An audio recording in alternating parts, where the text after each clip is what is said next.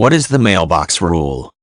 The mailbox rule is a doctrine in contract law which states that if mail is a reasonable method of conveyance for an acceptance, the acceptance becomes valid on the date that it is dropped in the mailbox and postmarked. By extension, this rule is also used for payments on insurance premiums, in which the payment is considered a form of acceptance of the contract, and some tax authorities also consider the postmark date to be the acceptance date. The mailbox rule was established under the rule of law in the 1800s, and is found in the legal standards of many nations.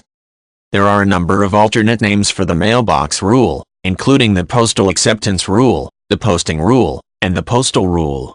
It is important to note that this rule only holds true for acceptances. If someone mails a rejection of an offer, it is considered valid on the date it is received, not on the date that it is mailed. In some cases, a contract will specifically address the mailbox rule by making it clear that a response must be received by a set date.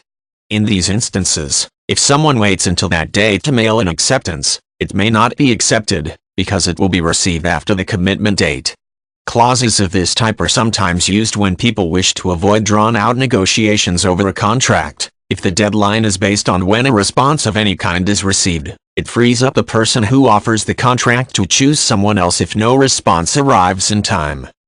The mailbox rule also comes into play when conflicting documents are sent. For example, if someone decides to reject an offer, and later to accept it, there is a question about which is valid. Under the mailbox rule, it is the acceptance which takes precedence, unless the rejection arrives before the acceptance is mailed. Likewise, if someone makes an offer and then revokes it, but the person has already sent a letter accepting it, the offer must be made good.